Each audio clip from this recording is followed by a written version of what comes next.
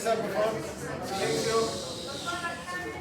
A la clave la vas a descubrir durante la exposición. Si no, no vas a prestar atención a la exposición. Ya, chicos, empezamos.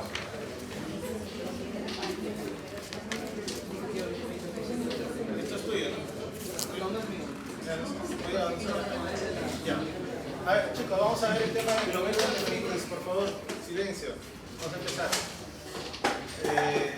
Para hablar de glomerulonefritis vamos a repasar primero la estructura del glomérulo, que es lo que ven acá, ¿no? Como entenderán, itis, el sufijo itis indica inflamación.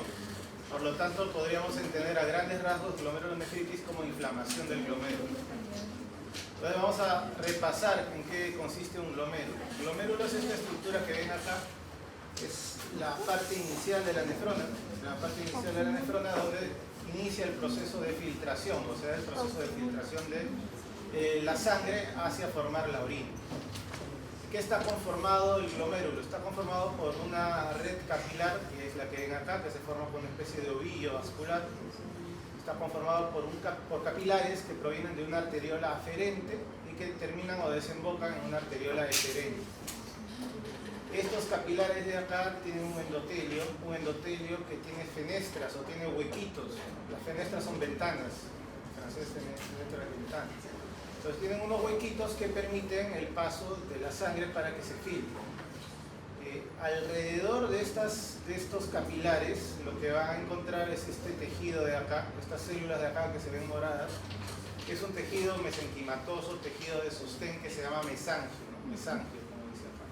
Este tejido mantiene la estructura del glomérulo, es un tejido de soporte, de sostén. ¿Qué hay después del capilar? Pasando el capilar, ustedes van a ver acá una línea azul, ¿no? Una línea azul. Esto de acá es la membrana basal glomerular. Es una estructura, no es celular, es una estructura, digamos, que está conformada por colágeno y otras sustancias. Es la membrana basal glomerular. Después de la membrana basal glomerular vamos a encontrar ya unas células que tienen unas extensiones, que ven acá como pelotitas, como cuentas de un rosario, ¿no? Que son los podocitos y estos son sus extensiones. Entonces, entre cada extensión del podocito hay un pequeño espacio. Entonces, por ese espacio es donde la sangre se va a filtrar. O sea, la sangre viene del capilar, hace contacto con la membrana basal glomerular, algunas sustancias van a filtrar la membrana basal y van a salir por ese espacio hacia lo que es la cápsula de Bowman o el espacio de Bowman, cápsula de Bowman, que ven acá. Esto desemboca en lo que es el túbulo contorneado proximal. Y acá es donde se inicia todo el sistema de túbulos que van a desembocar en lo que son los tubos colectores y van a formar la orina en realidad. Van a formar la orina. ¿Qué otra estructura más tenemos en el glomérulo? Tenemos acá estas células, que son las células yuxtaglomerulares, que están junto al glomérulo, ¿no? Yuxtaglomerulares, que tienen relación directa con esta estructura de acá, que es un túbulo distal. Es un túbulo distal. Es continuación del túbulo proximal, ¿no? Viene el asa de Henle, viene el túbulo contorneado distal y ese túbulo aparece por acá. Ese túbulo tiene unas células que están pegaditas al mesangio y a la arteriola, sobre todo aferente, que se llaman células de la mácula densa. Estas células de acá tienen la finalidad de ver la densidad de la sangre, de ver el contenido de electrolitos de sodio de la sangre y en base a eso regular el flujo de sangre hacia el glomérulo, ¿no? ¿Y mediante qué sustancia se regula eso? Mediante la renina, que es secretada por estas células yuxtaglomerulares. Entonces, esa es la función del glomérulo, es como debería funcionar un glomérulo normal y sano.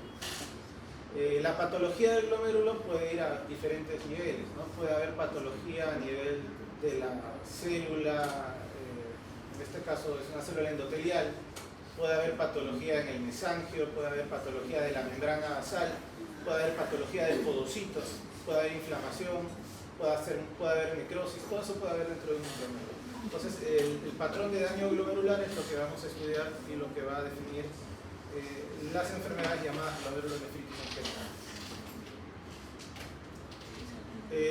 La glomerulonefritis como patología o como grupo de patologías, porque podríamos considerarlo una especie de síndrome, ¿no? Está asociado al daño glomerular o a la inflamación del glomérulo. han sido descritas desde ya el siglo XIX, ¿no? Con este término que se llama la enfermedad de Bright. En esta época en realidad no existía dosaje de proteínas, no había seguimiento urinario, no había ecografía, no había biopsia. Entonces, lo único que veían eran pacientes que hacían anasarca, que tenían orinas espumosas. Por ahí a alguien se le ocurrió echarle fuego a la orina y vieron que las proteínas se condensaba, así como cuando fríes un huevo, ¿no? Cuando fríes el huevo, se desnaturaliza la proteína y se solidifica. Entonces se dieron cuenta mediante esa técnica de que esa orina contenía proteínas y se asoció a la enfermedad, ¿no? Entonces se planteó que había una enfermedad renal asociada al síndrome de anasarca o de edemas que a la larga podría llevar a falla renal, ¿no? Pero más que eso no se sabía, eso se le llamó la enfermedad de Bright. En el tiempo se fueron, digamos, planteando distintos términos, ¿no? Por acá apareció el síndrome nefrótico, por acá el síndrome nefrítico, por acá nefritis tipo 1, tipo 2, que en realidad estaba basado en simplemente en necropsias de gente que moría por la enfermedad. Había daño en el riñón, pero no sabían más, ¿no? Hasta el año 1951, donde aparece la biopsia renal, donde todo esto cambia, ¿no? Y se puede organizar de una forma más adecuada las enfermedades del glomérulo. Todo a raíz de la biopsia renal que apareció acá. El término de glomerulonefritis se va a referir a patologías propias del glomérulo renal que están asociadas a un cuadro inflamatorio glomerular. O sea, debe haber inflamación para llamar glomerulonefritis al problema. Y generalmente suele ser agudo, como todo proceso inflamatorio suele ser agudo, como la gran mayoría de procesos inflamatorios. Es un grupo heterogéneo de patologías que se pueden limitar al riñón o que también ocurren en el contexto de enfermedad sistémica, ¿no? ¿Por qué es heterogéneo? Porque hay distintos tipos de patología en el glomérulo, no hay una sola estructura en el glomérulo, hay varias. Entonces, dependiendo de qué estructura se daña, es que va a ocurrir la enfermedad. Por eso que son heterogéneos. ¿Por qué es importante que estudien estas enfermedades? Porque si ven acá, en esta tablita, las principales causas de insuficiencia renal crónica, o sea, pacientes que llegan a diálisis, que terminan en diálisis o que quieren una afección renal, las principales causas después de la diabetes, que es todo esto, y que la hipertensión arterial, son las glomerulonefritis. O sea, no es un porcentaje menor. Más o menos 12.3 de la población con falla renal crónica terminal ha tenido una glomerulonefritis. ¿Y por qué también es importante conocer estas enfermedades? Porque muchas veces se pueden tratar. Entonces, estos pacientes pueden evitar llegar a la falla renal crónica terminal mediante un tratamiento adecuado. ¿Cuáles son esas enfermedades o algunos ejemplos? Podemos ver acá. Acá se ha graficado en dos grupos, ¿no? Los que son morados y los azules. Los azules es lo que clásicamente se llaman glomerulopatías primarias, las lesiones que solo afectan al riñón y nada más. Y en estas moradas vemos las secundarias o asociadas a otras enfermedades. De las que se asocian principalmente al riñón o que afectan primariamente al riñón, tenemos en proporción de frecuencia en esta estadística a la nefropatía por inmunoglobulina A en primer lugar, 20%. ¿Qué otras glomerulopatías o glomerulonefritis primarias son importantes? Tenemos acá la membranosa. Luego tenemos la de cambios mínimos y la focal y segmentaria. Son las principales primarias que vamos a tener. Y de las secundarias, ya depende mucho de las poblaciones también, esto ha sido hecho en Europa. Tenemos vasculitis, ANCA por ejemplo acá. Tenemos acá nefroesclerosis hipertensiva, o sea secundaria a la hipertensión arterial. Tenemos enfermedad tubulointersticial como causa de glomerulopatía y tenemos nefritis lúpica, o sea lupus. Entonces son enfermedades que pueden provocar de forma secundaria daño glomerular. Es una estadística general para que vean cuáles son las principales enfermedades. Ahora, ¿cómo las vamos a clasificar? La clasificación puede ser un poco confusa, hay varias formas de clasificarla. Lo que vimos anteriormente era primarias versus secundarias, o sea, patologías netamente del glomérulo contra patologías sistémicas. Luego podemos clasificarlas de acuerdo al patrón de daño, y acá tiene mucho que ver la biopsia renal. O sea, el patrón de daño me va a indicar, de acuerdo a la biopsia, dónde está la lesión dentro de esta estructura, ¿no? Si hay un problema en el mesangio, si hay un problema en el podocito, en la membrana basal, etc. Entonces, ese es el patrón de daño. Ese patrón de daño en esta época, por ejemplo, no se podía definir, ¿no? A partir de la biopsia renal es que hemos empezado a estudiar ese otro tipo de clasificación, ¿no? De acuerdo al patrón de daño. Y finalmente, lo más reciente es de acuerdo a la causa o el proceso fisiopatológico que afecta el glomérulo, digamos, que vamos a ver más adelante. Vamos a hablar sobre este segundo grupo de clasificación, ¿no? Que es de acuerdo al patrón de daño. Esta es la clasificación clásica que van a ver en los libros, ¿no? Sobre las glomerulopatías o glomerulonefritis. Por ejemplo, tenemos la enfermedad por cambios mínimos, que es una glomerulopatía en la cual la microscopía óptica, o sea, el microscopio clásico no te va a determinar lesión, no vas a ver ningún cambio, ¿no? El daño se va a evidenciar en microscopía electrónica. La glomerulonefritis focal y segmentaria o hialinosis segmentaria y focal es una glomerulonefritis que va a afectar, como vamos a ver, el endotelio y parte del mesanquio, ¿no? Focal y segmentaria va a depender de la distribución del daño, que también vamos a entender más adelante. Luego tenemos las glomerulonefritis difusas, donde tenemos a la membranosa o nefropatía membranosa, que es obvio que tiene que ver con la membrana basal, ¿no? Por eso se llama membranosa. Luego tenemos las proliferativas, donde aumentan las células, aumenta la cantidad de células, que puede ser mesangial proliferativa, se aumentan las células del mesangio en cantidad. Dentro de ellas está la nefropatía por IgA, la nefropatía por depósitos IgM o complemento 3 y otras enfermedades por depósitos inmunes. Luego tenemos la proliferativa endocapilar, o sea, por dentro del capilar también proliferan células, ¿no? Y luego tenemos la mesangiocapilar, en el que hay proliferación en ambos sectores. Y finalmente tenemos la extracapilar o rápidamente progresiva. Todas estas están dentro de las proliferativas. Y finalmente las no clasificables, que no vienen al caso. Entonces, más o menos vamos a repasar estos términos en el gráfico que vimos anteriormente, ¿no? Acá hay dos términos que deben recordar, endocapilar y extracapilar. Son dos términos opuestos, dos términos completamente opuestos. Y vienen a referirse a esto, ¿no? Ponemos como referencia esta membrana. El término era extracapilar o endocapilar. Extracapilar es todo lo que está fuera del vaso, capilar viene de vaso. Quiere decir que de acá para afuera todo el daño en esta sección del glomérulo es extracapilar. Sobre todo es daño epitelial, ¿no? De los podocitos y a veces membrana basal. Y endocapilar es del vaso hacia adentro, endocapilar. Daño del endotelio y daño del mesanquio. Bueno, es la diferencia. ¿Cómo lo determinamos? Con la biopsia renal. Entonces, ahí vienen estos términos. Endocapilar proliferativa porque aumenta la cantidad de células, extracapilar rápidamente progresiva porque también cambian esas células epiteliales y se replican o tienen una forma especial que se llaman semilunas, que vamos a ver. Entonces, esa es extracapilar, ¿sí? Esta clasificación está basada en el patrón de daño que viene a ser la biopsia renal o el cuadro psicológico de la biopsia renal. Sin embargo, también esta clasificación no es la más adecuada porque depende mucho de la biopsia, ¿no? Y en la práctica clínica, la gran mayoría de pacientes no llegan a biopsia renal. Por lo tanto, no es la más adecuada para utilizarla en el ámbito clínico. Entonces se desarrolló otra clasificación que vamos a ver más adelante, que está determinada por la causa, que ahorita lo vamos a explicar. Antes de eso, explicarles que los distintos tipos o patrones de daño tienen una correlación con una estructura principalmente dañada, tienen una correlación con la actividad inmunológica en el glomérulo y tienen una correlación con la cronicidad. Entonces acá podemos ver, ¿no? Por ejemplo, la glomerulosclerosis colapsante focal y segmentaria tiene que ver con el daño en podocitos, tiene alta actividad inmunológica y suelen ser agudas, ¿no? Y así podemos ver otros tipos de patrón de daño y cómo se manifiestan, ¿no?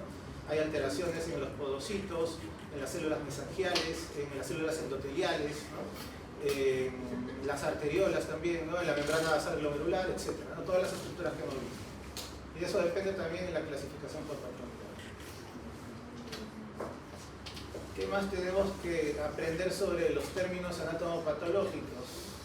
Tenemos que aprender a describir el compromiso glomerular. Cuando vemos una biopsia, una lámina, y vemos varios glomérulos, hay posibilidad de que estén todos comprometidos o solo algunos glomérulos estén comprometidos. Ahí vienen estos términos, tanto difuso como focal, ¿no? Difuso es cuando todos los glomérulos están dañados y focal es cuando algunos nada más están dañados. ¿Cuál es el punto de corte? 50%. Quiere decir que focal cuando menos de la mitad de glomérulos están, digamos, conservados, ¿no? Y la otra mitad están dañados. Y difusa es cuando todos están dañados. Y luego también tenemos otra forma de describir el daño glomerular, que es centrándonos en un solo glomérulo, ¿no? Si el glomérulo está dañado por completo, se llama general, y si tiene parches o zonas de daño, no está completamente dañado, se llama segmentario. Y también el punto de corte es 50% del glomérulo, ¿no? Entonces así podemos llegar a definir glomerulosclerosis colapsante focal y segmentaria, ¿no? Ahí viene el nombre focal y segmentario. ¿Qué quiere decir focal y segmentario? Lo ves acá, ¿no? Focal es que menos del 50% de glomérulos están comprometidos, y segmentario es que los glomérulos no están completamente comprometidos, sino menos de la mitad del glomérulo. A eso se refiere, ¿no? Ahí se puede entender un poco mejor. Luego tenemos el compromiso celular. Aumento en la cantidad de células se le llama proliferativo, ya vimos algunos términos proliferativos, ¿no? Membrano proliferativo, vimos por acá, ¿no? Entonces, cuando aumenta la cantidad de células. Y cuando aparecen neutrófilos, o sea, son glóbulos blancos, que son células inflamatorias, le llamamos exudativo. Luego tenemos el daño celular, que puede ser la necrosis, o puede ser la alteración de otras estructuras que no se pueden ver a simple vista o con microscopio óptico, que son los procesos podocitarios del podocito y la membrana basal per se, la misma membrana basal. Este daño de membrana basal y de procesos podocitarios solo son visibles con microscopía electrónica. La necrosis sí se puede ver muy fácilmente en la microscopía óptica común, ¿no? Y finalmente tenemos cambios no celulares asociados a depósitos, acumulación de depósitos en la matriz, acumulación de depósitos inmunológicos en algunas estructuras, ¿no? ¿Cómo vamos a evaluar el depósito de estas sustancias? Mediante una técnica llamada inmunohistoquímica e inmunofluorescencia, que vamos a ver más adelante, ¿no? Entonces va a haber depósito de estas sustancias que pueden ser inmunocomplejos, anticuerpos, complemento, etcétera, a nivel del mesangio, del endotelio, del epitelio, etcétera, etcétera, ¿no? También se puede ver. Todo esto conforma al final el diagnóstico de acuerdo al patrón de daño que vemos acá, que es un término netamente anatomopatológico, que lo ven más los patólogos, ¿no? Sin embargo, la clínica acá no está presente, ¿no? Que es un tema netamente anatomopatológico. Entonces nosotros tenemos que ver de qué forma asociar esto a la clínica, y en la siguiente clasificación que vamos a ver, vamos a tener un poquito más de relación con la clínica. Esto es una comparativa de los tres procesos en lo que es la evaluación de una biopsia renal que les mencioné, ¿no? Esta es la biopsia con microscopio óptico mediante la admisión de hematoxilina eosina.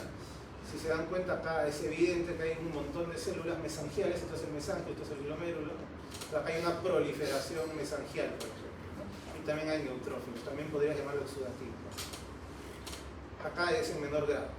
Acá lo que vamos a ver es la inmunohistoquímica, que es una técnica de inmunofluorescencia. ¿Qué es lo que vamos a ver acá? Anticuerpos con una sustancia fluorescente que van a brillar cuando se ponen en contacto con una estructura diana, que puede ser una inmunoglobulina G, puede ser inmunoglobulina A, puede ser complemento C3, etc., ¿no?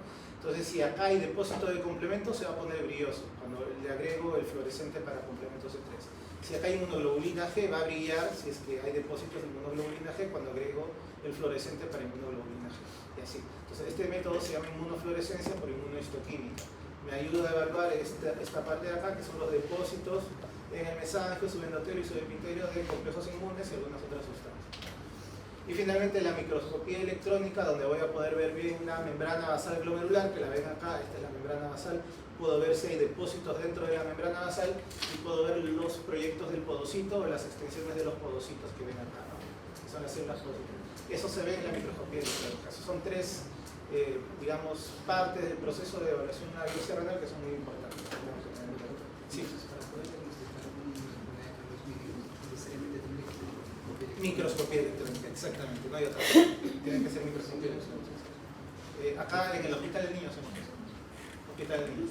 Sí. Listo. Y la siguiente forma de clasificarlos ya tiene mucho más que ver con la clínica, que es lo más reciente, ¿no? Que tenemos 5 grupos dependiendo de la causa del daño glomerular. O sea, ¿cuál es el proceso fisiopatológico que genera daño de glomérulo? Glomerulonefritis por inmunocomplejos, un grupo, o sea, formación de inmunocomplejos que van a generar daño a nivel del glomérulo. Glomerulonefritis pausinmune, donde no van a haber inmunocomplejos o no se van a ver, ¿no? O sea, tú vas a hacer esta inmunohistoquímica y va a estar todo negro, no va a haber ningún complejo inmune, no va a teñir, por eso es pausinmune. tenemos glomerulonefritis antimembrana basal glomerular, en las cuales el depósito va a ser lineal a nivel de la membrana basal glomerular.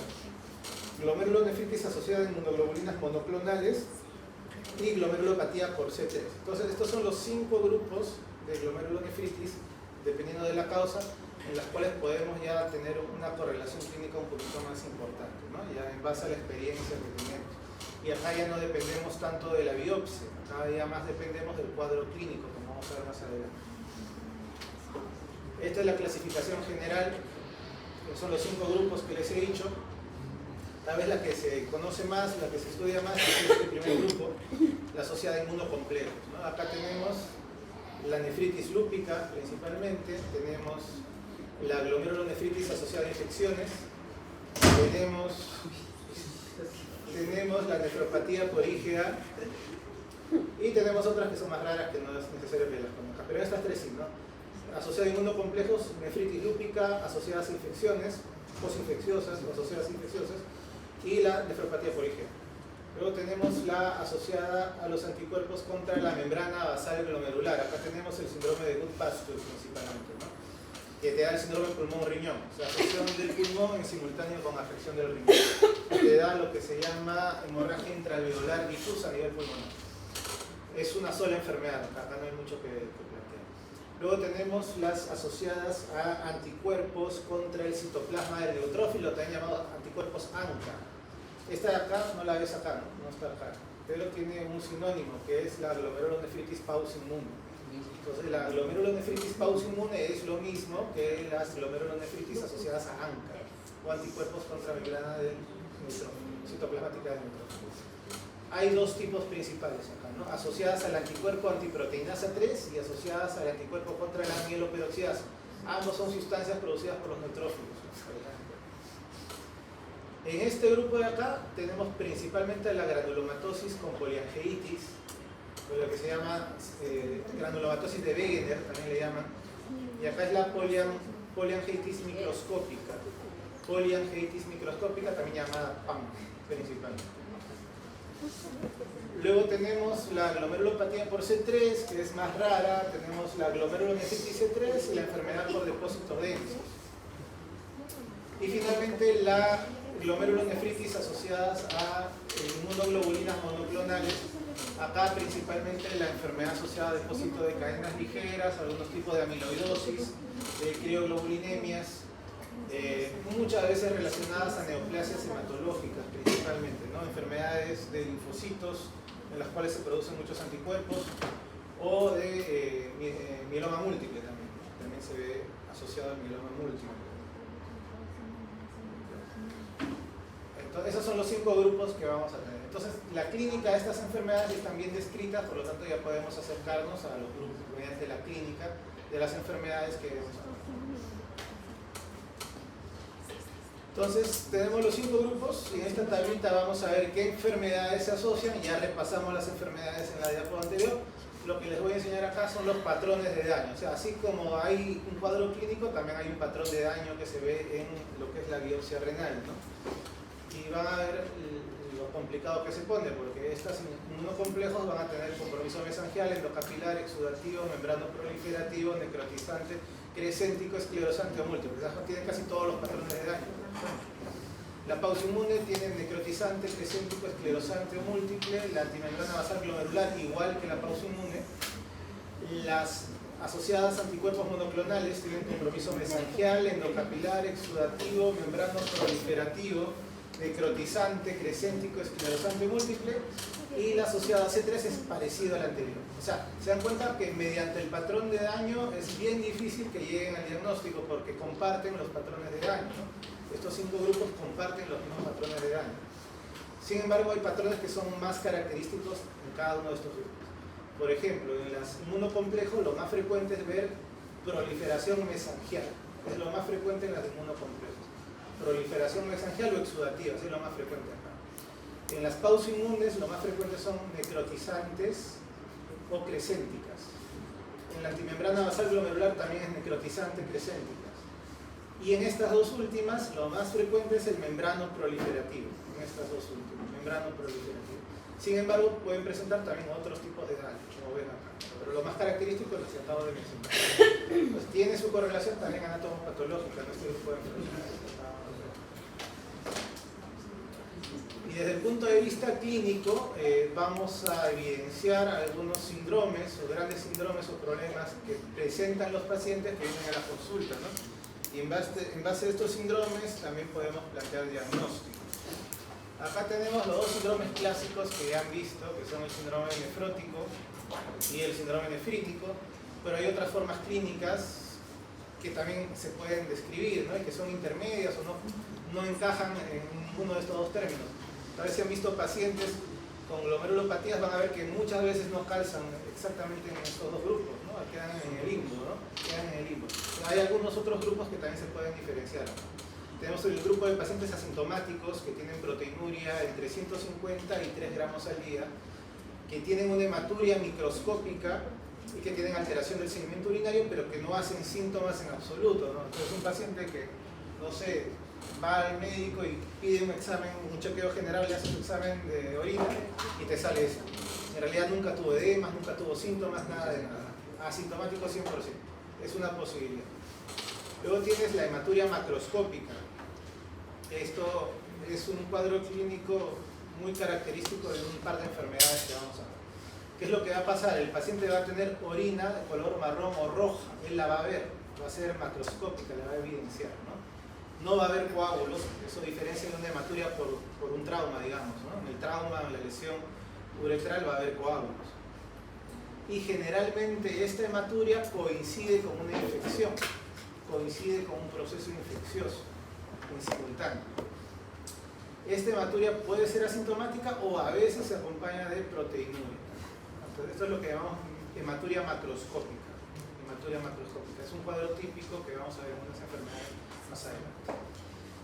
Y finalmente, importante que reconozcan este síndrome o este problema llamado glomerulonefritis rápidamente progresiva, que tampoco encaja con un síndrome nefrótico per se ni con un síndrome nefrítico.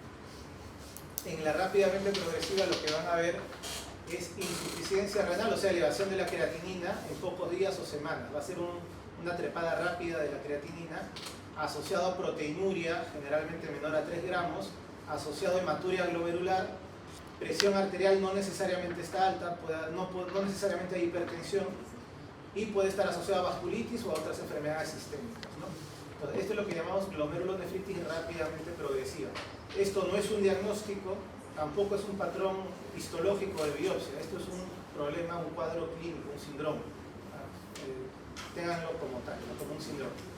Y finalmente tenemos la glomerulonefritis crónica, en la cual el paciente está en falla renal crónica terminal generalmente y está en diálisis, ¿no? Y ya no tiene riñones. Esto ya no nos sirve porque acá ya no hay nada que hacer, ¿no? Sí. Como decimos que algunas enfermedades no pueden ser nefróticas porque es otra cosa o tal vez sean las dos juntas. Pueden ser las dos juntas también, lo que te digo, o sea, no necesariamente encaja con los dos, porque para que sea nefrótico en teoría debe haber hipoalbuminemia, hipertrigliceridemia, exactamente, y no necesariamente hay todo. Entonces, hay otros, o pacientes con síndrome nefrítico que en teoría hay hematuria, pero debería haber hipertensión, pero a veces no hay hipertensión y aumenta la creatinina, va por acá. O no hay hipertensión, la creatina no aumenta, va por acá. ¿Te das cuenta? Esto sí. Acá está definido, mira. Este síndrome lo puedes utilizar, ¿no? El paciente viene con un problema de hematuria macroscópica. El paciente tiene una glomérulo rápidamente progresiva. El paciente tiene un síndrome nefrítico o síndrome nefrótico. Acá lo puedes definir. Acá está clarito. Y acá está la fuente, si quieres. Cuando te preguntan, acá está la fuente. Nadie te va a decir nada. Ya está. Seguimos. Plan de trabajo con estos pacientes. Miren, hay un montón de pruebas que pedir porque hay un montón de enfermedades que pueden asociarse a un proceso de inflamación glomerular. Como vimos acá, ¿no? Infinidad de enfermedades. Entonces, ¿qué se pide? Generalmente hemograma, examen de orina, proteinuria, evaluación de hematuria, tenemos que pedir complemento, tenemos que pedir panel metabólico, ¿no? Buscar hipoalbuminemia, buscar trastornos en colesterol, triglicéridos, si hay diabetes, no hay diabetes, etc. Marcadores inmunológicos como el DNA doble cadena para lupus, esto es específico de lupus. Los anticuerpos ANCA, que son específicos de vasculitis, de las pausimunes sobre todo, ¿no? marcadores infecciosos para hepatitis C, hepatitis B, que se suele asociar también a algún tipo de vasculitis, las hepatitis, en su caso. Estudio de anticuerpos monoclonales que se ven sobre todo en este grupo que vimos acá de las glomerulonefritis monoclonales por inmunoglobulina. Hay proteínas monoclonales. Para eso se pide proteinograma electroforético y dosaje de canal ligero. Valorar reactantes de fase aguda, valorar crioglobulinas y antiestreptolicinas, sobre todo ante la sospecha de una post-estreptocócica o post-infecciosa, ¿no? Que está dentro de las asociadas a inmunocomplejos, ¿no? Entonces indica el antecedente de una infección por estreptococo, que está asociado a la glomerulonefritis post-estreptocócica, ¿no? Bien. ¿Qué dice acá? Acá dice que la biopsia renal es el gold standard. Por lo tanto, sin biopsia renal no podemos diagnosticar una patología glomerular al 100% por definición. O sea, la biopsia renal acá es el gold standard. Sin embargo, hay algunas situaciones en las cuales no necesariamente vamos a biopsiar, que ahorita vamos a comentar. ¿Para qué nos sirve la biopsia? Para poder modificar el tratamiento o definir el pronóstico del paciente. Entonces, cuando la biopsia me va a brindar esto, me va a brindar la posibilidad de cambiar el tratamiento o de dar un pronóstico nuevo al paciente, yo tengo que biopsiar el riñón. O cuando no tengo diagnóstico también, ¿no? Para eso sirve la biopsia renal. ¿En qué situaciones a veces no biopsiamos? Cuando podemos llegar al diagnóstico mediante otras pruebas, ¿no? Por ejemplo, en la membranosa pedimos este anticuerpo, antiplado CRA, que es el receptor de la fosfolipasa 2A. Entonces, este marcador elevado te da diagnóstico de membranosa sin necesidad de biopsia. La presencia de un cuadro clínico típico de vasculitis más la presencia de estos anticuerpos ANCA también te dan diagnóstico de una vasculitis ANCA, por lo tanto ya no biopsias, ¿no? La presencia del anticuerpo antimembrana basal glomerular más una glomerulonefritis rápidamente progresiva es diagnóstico de Goodpasture, por ejemplo, ¿no? Entonces ya no tienes que biopsiar. Hay algunas circunstancias en las cuales no necesitamos biopsiar. Acá se menciona el lupus, pero el lupus sí se tiene que biopsiar porque el lupus no es uno solo. Hay 6 tipos de glomerulonefritis por lupus y cada una de ellas tiene un tratamiento distinto. Por eso el lupus siempre se va a biopsiar. El lupus sí se biopsia. Vamos a hablar ahora sobre tratamiento en líneas generales sobre el glomerulonefritis. ¿Cuál es el manejo general? Cambios en el estilo de vida de los pacientes, dejar de fumar, hacer actividad física, baja de peso, principalmente esos tres. ¿Qué más? Mantener presiones en valores menores a 120 sistólica, o sea, tomar antihipertensivos si eres hipertenso, tener una dieta balanceada, tener una dieta baja en sodio y acudir a tus citas con el médico. O sea, estos son los pasos básicos que debe seguir todo paciente con glomerulonefritis, independientemente de cuál sea su causa, no importa. Luego tenemos fármacos, o sea, medicamentos que también pueden tomar en general cualquier paciente con glomerulonefritis independientemente de la causa. Manejo de la hipertensión, primera línea tenemos IECAS y ARA2. Losartán, enalapril, lo más característico. Tiene otra ventaja estos fármacos, que también son fármacos antiproteinúricos. Entonces muchos pacientes que tienen proteinuria van a mejorar la proteinuria mediante el consumo de estos fármacos. Así que deben tomar siempre IECAS y ARA2. Segunda línea también puedes usar antagonistas de receptor de mineralocorticoides, espironolactona. Luego tenemos los diuréticos, porque muchos de estos pacientes tienen edemas. Entonces, para manejo de edemas vamos a dar diuréticos, sobre todo diuréticos de asa, como la furosemida. No se recomienda el uso de los bloqueadores de los receptores de calcio, los calcio antagonistas. Y las estatinas van a servir cuando hay, por ejemplo, un síndrome nefrótico asociado a una hiperlipidemia, ¿no? Para ayudar a manejar la hiperlipidemia también podemos usar estatinas. Y en algunos casos, sobre todo síndromes nefróticos de alto riesgo, podemos usar anticoagulación. En enfermedades autoinmunes importantes, contracepción, o sea, no se debe embarazar las chicas con esta enfermedad porque pueden ser perjudiciales para ella y para el hijo, no deben embarazarse. Y inmunizaciones porque estos pacientes son inmunosuprimidos, entonces son susceptibles a infecciones graves, entonces hay que vacunar. Todo esto es general, todos son estilos o cambios de vida, cambios en el estilo de vida y medicamentos en general, independientemente de la causa. Luego vamos a ver ya una por una las más importantes, las glomerulonefritis más importantes que debemos conocer y hablar un poquito del tratamiento específico de cada una de ellas. ¿Ya? Vamos a empezar por los inmunocomplejos. Recuerden, mencionamos las asociadas en infecciones, ¿no?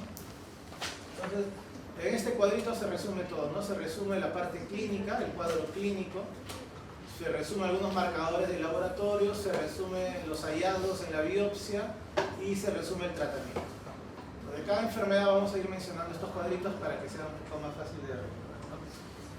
Las asociadas a infección están asociadas obviamente a una infección que ha sido anterior o que puede estar ocurriendo en el momento de la glomerulonefritis, principalmente a nivel faringio, faringitis, a nivel cardíaco, endocarditis, a nivel cutáneo, impétigo o abscesos. Las principales infecciones que se asocian a este tipo de glomerulonefritis. Principalmente gram positivos, acá son gram positivos, bacterias gram positivas. Marcadores de laboratorio, cultivos positivos, más del 50% de casos, sobre todo hemocultivos cuando hay endocarditis o cultivos de la secreción faríngea, ¿no? Faringitis. Otra característica laboratorial importante es que el complemento suele estar bajo porque hay consumo de complemento en el riñón de estos pacientes, ¿no? Bajo complementos éticos.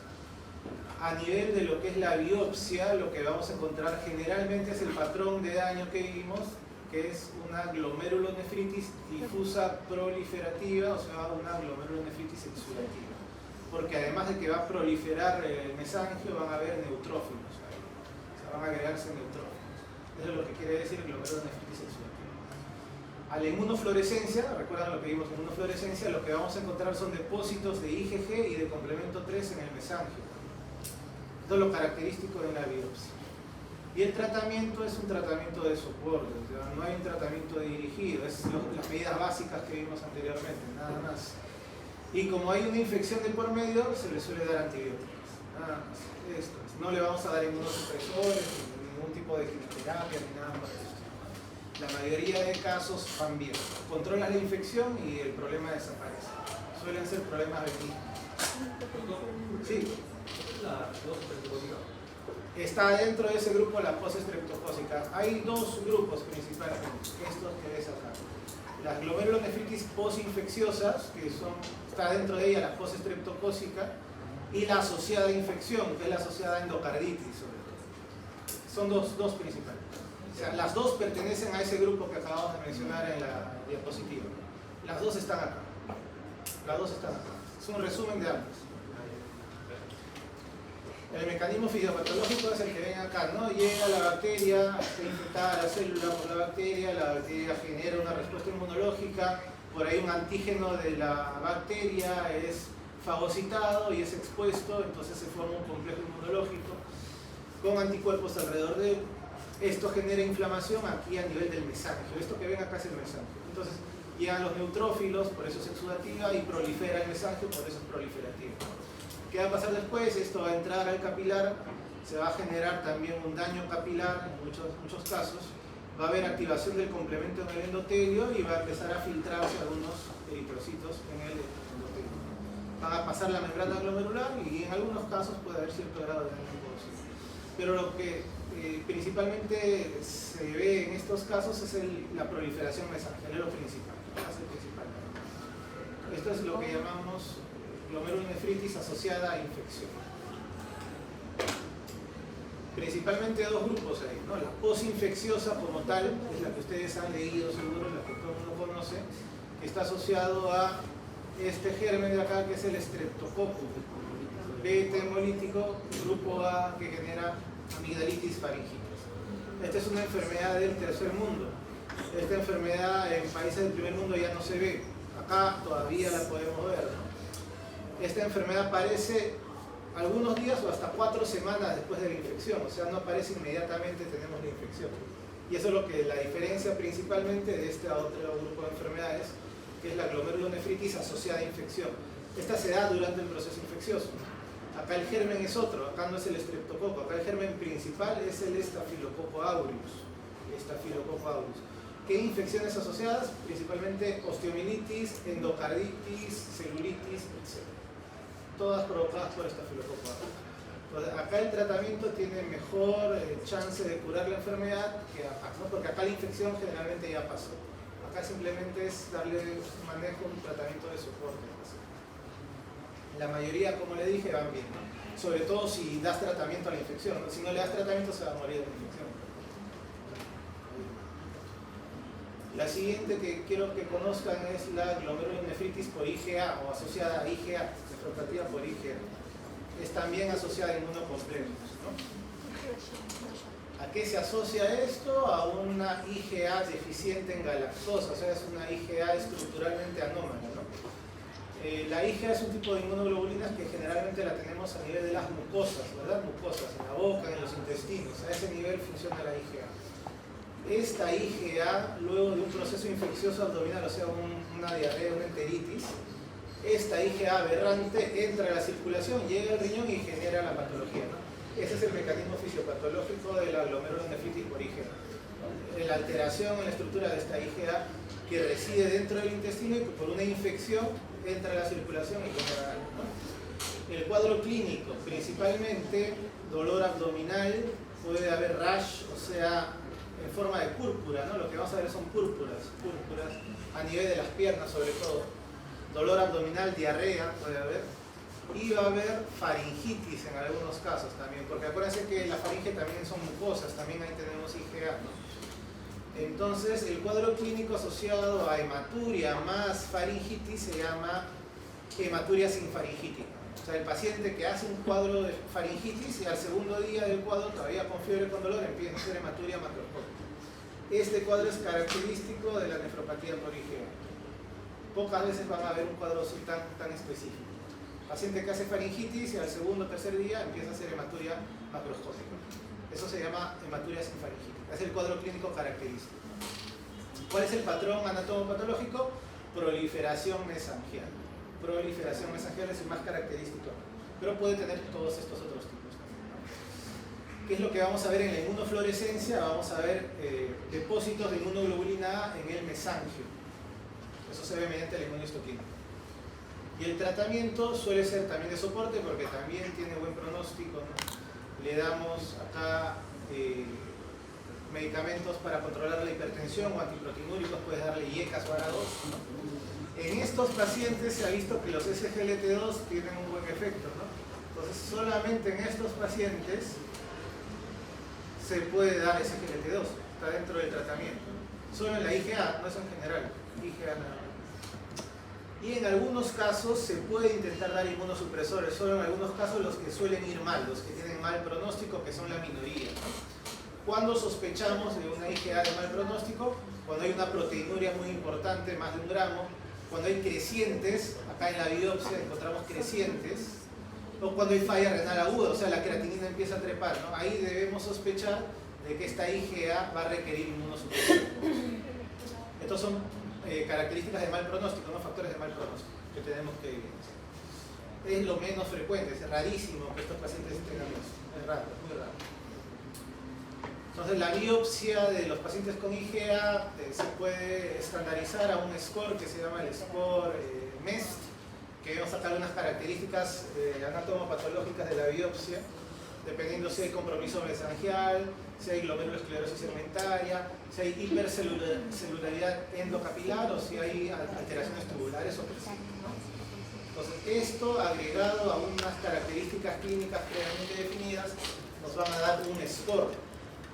Este score, que pueden verlo en este link, ¿ya? Este score te va a ayudar a predecir el riesgo de que tu paciente con nefropatía por IgA desarrolle falla renal aguda o llegue a diálisis, ¿no? Entonces, esto también lo podemos utilizar para darle pronóstico a esos pacientes. Y depende también de la biopsia. Este score es exclusivo para la nefropatía IgA, o sea, no la puedes usar en otra glomerulopatía. La pueden revisar si quieren. Entonces, ¿qué pasa si al paciente le haces este score o ves que tiene proteinuria alta o falla renal aguda o crecientes? Pues ese paciente no va a ir bien solamente con manejo de soporte, ¿no? ¿Qué te dicen algunas guías? Si el paciente sigue con la proteinuria alta a pesar de 3 meses de tratamiento, tiene factores de riesgo, tú tienes que ver su tasa de filtración glomerular. Si la tasa de filtración glomerular es muy baja, o sea, está menos de 30, ya no se puede hacer nada del paciente desahuciado. Si la tasa de filtración está en más de 30, todavía puede salvar el riñón, que es lo que vamos a hacer? Darle tratamiento experimental. O sea, esto es un tratamiento experimental. Esto es un estudio clínico, ensayos clínicos, ¿no? Es experimental. ¿Qué le puedes dar? Corticoides. Los chinos han estudiado micofenolato homofetilo y los japoneses sacan las amígdalas, hacen tonsilectomía. Todo esto se ha estudiado en estos países muy particulares. Los japoneses han visto que los que se hacen tonsilectomía van bien, pero solo o sea, extirpación de amígdalas. Pero esto solamente en japoneses, en otra población no se ha estudiado, así que acá no lo podremos hacer. Y el micofenolato homofetilo también solo se ha estudiado en China. Así que bueno, todavía está en estudio esto, así que no hay ningún tratamiento definitivo al momento. Así que opciones: corticoides, micofenolato homofetilo. Ahora, si al compromiso renal tú le encuentras la púrpura palpable que ven acá, le encuentras un daño articular o alguna otra manifestación sistémica, esto deja de ser nefropatía IgA y se convierte en púrpura de Henoch-Schönlein, ¿no? Que es una vasculitis. Como toda vasculitis, da compromiso multiorgánico y esto sí puede ser más grave. Acá sí hay que tener mucho cuidado. Justo hemos visto un caso similar en el hospital, ¿no? Idéntico a lo que acabamos de hablar. Lo mismo que acabamos de hablar. Es bien característico. No, está arriba. Bien, otro grupo de enfermedades del glomérulo que deben conocer son las nefritis lúpicas. El cuadro clínico de la nefritis lúpica tiene que ver con el lupus, que es una enfermedad autoinmune que afecta a casi cualquier órgano del cuerpo, así que la parte clínica es demasiado extensa, no la vamos a comentar acá, lo van a ver en reuma a detalle. Ahorita vamos a centrarnos en el riñón. Marcadores inmunológicos: ANA, anti-DNA doble cadena, complemento bajo y anticuerpos contra antifosfolipídicos, ¿no? Principalmente el anti-DNA doble cadena de todos estos marcadores es el más específico, es el que te da el diagnóstico prácticamente en el contexto de una glomerulopatía en un paciente que tiene esto positivo. Hallazgos patológicos son diversos, ¿no? Puede haber proliferación mesangial, proliferación endocapilar, pueden haber crecientes incluso, pero lo que caracteriza a la nefritis lúpica es la inmunofluorescencia en patrón full house. Full house se usa en póker, creo, yo no juego a póker, pero creo que cuando te salen todas las cartas, ¿no? Se llama full house. Ya, igualito es con la inmunohistoquímica. Te va a dar positivo todos los anticuerpos. Mira, te da positivo IgM, te da positivo IgA, IgG, C1Q y C3, te da todo positivo. O sea, tú haces esta técnica de acá que les enseñé para que recuerden que es inmunohistoquímica. Esta de acá. Esta de acá. Te da positivo todo te da positivo. A diferencia, por ejemplo, de, miren acá, la posinfecciosa te da solo IgG y te da C3, nada más. La IgA te da IgA, nada más. Pero el lupus te da todas. Es lo característico del lupus. El patrón puede ser variable, pero en el lupus vas a ver full house casi siempre. Es lo que caracteriza el lupus. Y dependiendo también del patrón de daño, tú vas a clasificar la nefritis lúpica en 6 grupos, que vamos a ver más adelante. Son 6. Por eso es importante biopsiarlos, porque cada grupo tiene un tratamiento distinto. Así, bueno. Pero estos son los 6 grupos. La tipo 1, que es la mesangial mínima, la tipo 2, que es la mesangial proliferativa, la 3, que es la hipercelularidad endocapilar focal, también le llamamos focal, a secas focal. Tenemos la difusa, que es la tipo 4, que es la más frecuente. Tenemos la membranosa, que es la tipo 5, y finalmente la 6, que es la esclerosante. En la esclerosante no hay nada que hacer, el paciente ya perdió el riñón, no nos sirve el diagnóstico en este estadio. Nos interesan estas 5, porque tienen tratamiento. En resumen, la tipo 3 es la evolución de la tipo 2 y la tipo 4 es la evolución de la tipo 3. Es, digamos, lo mismo, pero digamos con mayor compromiso, ¿no? Características clínicas, bueno, las características patológicas acá las pueden leer y el nombre más o menos lo dice también, ya hemos visto eso, ¿no? El cuadro clínico, la tipo 1 generalmente es asintomática, ¿no? No da síntomas. Es un hallazgo casual, por lo tanto no requiere ni tratamiento tampoco muchas veces. La tipo 2, la tipo 2 te va a dar una creatinina normal, el paciente no eleva creatinina, no hace falla renal aguda, no cae la tasa de filtración glomerular, pero sí puede tener microhematuria o proteinuria no nefrótica. Eso es lo que caracteriza a estos pacientes, ¿no? Puede a veces asociarse a síndrome nefrótico, y cuando hay síndrome nefrótico en una tipo 2 tienes que descartar podocitopatía, por lo tanto tienes que pedirle microscopía electrónica. todo paciente con una nefritis lúpica tipo 2 que tenga síndrome nefrótico debe hacerse microscopía electrónica, porque la podocitopatía por lupus es otro tipo de daño glomerular en lupus, no está dentro de este sector, es otra cosa, es aparte. Luego tenemos la clase 3, en la cual va a haber proteinuria, hematuria, hay síndrome nefrótico, también hay hipertensión, también hay síndrome nefrítico a veces, ¿no? Acá sí se eleva la creatinina y llega a falla renal crónica. Estos pacientes elevan creatinina en el tiempo, ¿no? Y esta clase 3 evoluciona a clase 4, ¿no? Y la clase 4, que es más o menos parecida en la clínica, evoluciona a diálisis, ¿no? A insuficiencia renal crónica, si tú no le das tratamiento. Estas dos son muy parecidas en la clínica. Lo diferencias por la biopsia. Y finalmente la membranosa se asocia a síndrome nefrótico, a hipertensión y a veces a microhematuria. Y no hay mucha actividad inmunológica en este caso. Entonces son los 6 tipos de nefritis lúpica, el tratamiento es distinto en cada uno, por eso siempre que haya nefritis lúpica hay que biopsiar el riñón, ¿no? Para definir el tratamiento. Luego cuando biopsian el riñón de un paciente con lupus, hay alteraciones estructurales que te indican actividad, o sea, agudeza, y lesiones que te indican cronicidad, afecciones ya secuelares, podríamos decir. Por lógica, si encontramos muchas lesiones activas, quiere decir que todavía tiene chance de darle tratamiento, ¿no? Si encontramos lesiones ya crónicas, ya no hay mucho que hacer. Entonces lo ideal es encontrar una nefritis lúpica con lesiones activas para poder dar un tratamiento adecuado, ¿no? Que vaya mejor el paciente, tenga una mejor sobrevida. Hay otras manifestaciones renales asociadas a lupus que no tienen que ver con el glomérulo en sí.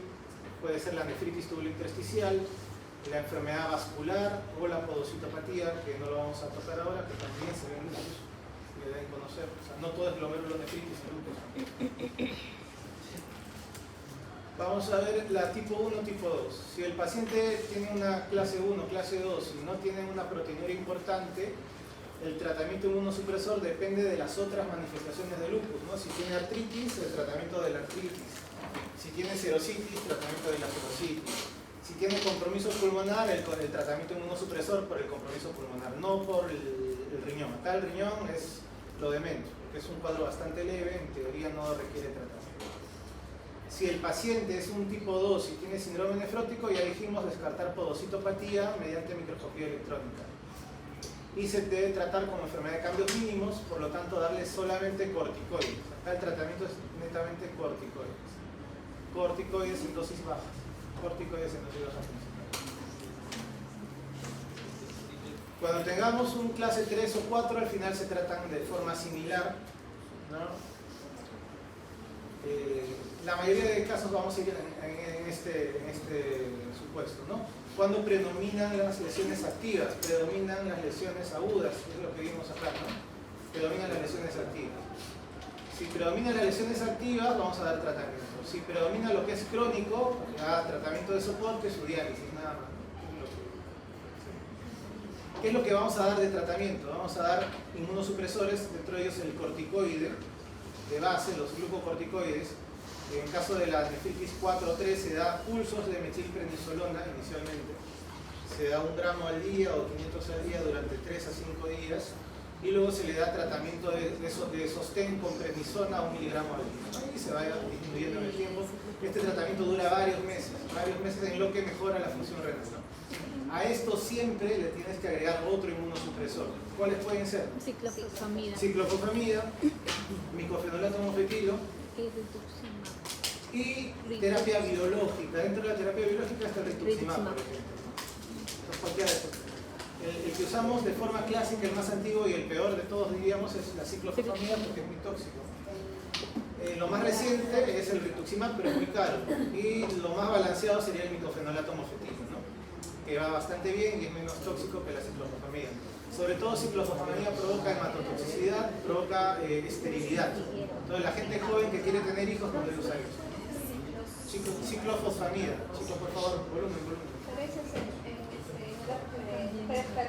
Claro, mujeres fértiles yo preferiría darle micofenolato. Lógico, porque la ciclofosfamida puede generar esterilidad. Lógico. Por eso ya Sí, te dan las rituximab, ciclofosfamida y corticoide. Ya, eso es sobre nefritis lúpica, chicos. Seguimos con la glomerulonefritis antimembrana basal. antimembrana basal. El cuadro clínico acá es el síndrome pulmón-riñón, o sea, hay glomerulonefritis rápidamente progresiva más hemorragia alveolar pulmonar. Es lo típico. Esto se llama síndrome de Goodpasture, es una sola enfermedad, diagnóstico, dosaje de anticuerpos contra membrana basal glomerular. En algunos casos también pueden tener ANCA positivo, pero acá predomina este anticuerpo, así que no le hagan caso. Anticuerpos contra membrana basal glomerular positivo. Acá ya no biopsiamos porque el diagnóstico se hace con este anticuerpo. Si es que hubiese biopsia, lo que vas a encontrar es una glomerulonefritis necrotizante crecente. Es el cuadro típico. Y la inmunofluorescencia va a ser lineal para IgG sobre la membrana basal. O sea, va a pintarse la membrana basal, ¿no? Como una línea, con IgG, inmunoglobulina, lo típico de la inmunofluorescencia. El tratamiento casi es agresivo porque cuando tenemos esto, tenemos una rápidamente progresiva, generalmente. Y la función renal va a caer rápido. Entonces tenemos que darle tratamiento inmunosupresor rápido. El tratamiento es muy parecido a la nefritis lúpica tipo 4, ¿no? Vamos a darle glucocorticoides, pulso de metilprednisolona, ciclofosfamida, micofenolato mofetilo, o acá lo nuevo es la plasmaféresis, el recambio de plasma. Es como una diálisis en la cual tú recambias el plasma, eliminas los anticuerpos y metes el plasma sin anticuerpos. Se llama plasmaféresis. Cuando el paciente va mal usamos esto. Ya, el tratamiento es muy similar a la nefritis tipo 4. También se puede utilizar micofenolato en algunos casos, ¿no? Pero lo que más se ha estudiado en esta enfermedad es ciclofosfamida, glucocorticoides y plasmaféresis. Luego tenemos la vasculitis asociada a ANCA. Acá el cuadro clínico va a depender de la vasculitis que tengas, ¿no? Que puede ser granulomatosis con poliangitis o poliangitis microscópica, cualquiera de las dos. Cuadro clínico en la primera es compromiso de vía aérea superior, va a tener traqueitis, sinusitis, rinitis, otitis crónica, que tiene varios años. Y a nivel pulmonar va a haber hemorragia intraalveolar, puede haber nódulos pulmonares, cavitaciones, neumonitis, etc. Hay varias manifestaciones pulmonares. Ese es el cuadro clínico de la vasculitis en sí. A nivel renal te va a dar una glomerulonefritis rápidamente progresiva. Diagnóstico mediante marcadores ANCA, o sea, los anticuerpos ANCA van a salir positivos. Lo que vamos a encontrar en la biopsia, parecido a la de membrana basal, es una glomerulonefritis necrotizante crecente. Y acá lo que va a llamar la atención es que la inmunofluorescencia es negativa, ¿no? Por eso se llaman pausinmunes. Le haces inmunofluorescencia y va a salir todo negro, no sabe más. Es lo típico de la vasculitis ANCA. Por eso se llaman pausinmunes también, sinónimos. Tratamiento muy parecido al anterior. Acá tenemos ciclofosfamida con corticoides, tenemos rituximab con corticoides, micofenolato mofetilo. Entonces es lo mismo, el tratamiento es parecido, revisen el algoritmo. Al final, importante que sepan qué fármacos usar, nada. El algoritmo tampoco se lo aprendan, no es tan importante. Sepan que acá se utiliza dos inmunosupresores, siempre glucocorticoides, y el segundo puede ser ciclofosfamida, rituximab o micofenolato, igual que las anteriores. Parecido. Luego las últimas dos, que ya son menos frecuentes y no es tan importante que aprendan. Hasta acá diría podríamos terminar la clase, pero para que vean algo. La glomerulopatía por C3, por complemento C3. Esto de acá es raro. A ver, esto de acá es raro. Característicamente va a haber inmunofluorescencia positiva para C3. Y el patrón va a ser una glomerulopatía membrano proliferativa. Es principalmente eso. Puede haber hematuria sinfaringítica como en la IgA que vimos, hay infiltrados oculares en la retina que se llama drusen, y puede haber una enfermedad autoinmune de fondo. En realidad acá llegamos generalmente por biopsia, no hay un cuadro clínico característico. Lo que llama la atención es la biopsia, el patrón membrano proliferativo y la inmunofluorescencia por C3. Como esta enfermedad es rara, no hay un tratamiento establecido, o sea, todos son estudios, son trials, son ensayos, no hay un tratamiento definido. Solamente que recuerden que el complemento se va a activar desde 3 vías. El complemento, si recuerdan, también se activaba en el lupus, ¿no? Se activaba en las glomérulas asociadas a complejos inmunes. En ese caso se activaba mediante la vía clásica, que es esta de acá. O sea, ahí el anticuerpo se une al antígeno y eso activa el complemento. En esta enfermedad, que es la glomerulopatía por C3, se activa mediante la vía alterna. Es una alteración en la estructura de la membrana de algún tejido que genera la activación del complemento. Es distinta a la vía de activación. pero tienen en común que en ambas enfermedades el complemento se consume, ¿no? Es igual. Y finalmente la glomerulonefritis asociada a inmunoglobulinas monoclonales. Recuerden, en este grupo de enfermedades están las malignidades hematológicas, las neoplasias hematológicas, tienes leucemias, linfomas, mieloma múltiple principalmente, ¿no? Entonces estas neoplasias hematológicas van a producir inmunoglobulinas aberrantes, o sea, proteínas aberrantes. Estas proteínas van a llegar al riñón, se van a depositar y van a generar enfermedad, ¿no? ¿Qué es lo que vas a encontrar? Patrón membrano proliferativo también. Y la inmunofluorescencia sí vas a encontrar inmunoglobulinas monoclonales, cadenas ligeras capa lambda, a nivel de la membrana o del mesangio también se puede encontrar, ¿no? El tratamiento acá es manejo de la enfermedad de fondo, que es la neoplasia hematológica, suele ser quimioterapia, suele ser trasplante de médula ósea, ¿no? Principalmente. Es el manejo de la enfermedad hematológica de fondo. Y el mecanismo fitopatológico, les dije, la enfermedad hematológica va a producir un montón de anticuerpos. Estos anticuerpos pueden llegar enteros a la membrana o pueden partirse en varias partes, y acá aparecen estructuras más pequeñas como las cadenas ligeras que se van a depositar en la membrana, ¿no? Y eso es lo que va a generar el daño. Como es un depósito dentro de la membrana, acá lo que necesitamos es microscopía electrónica para llegar a un diagnóstico final. Siempre que vean depósitos dentro de la membrana basal o alteración del podocito, tienen que pedir microscopía electrónica. Y el tratamiento, ya les dije, así que eso sería todo.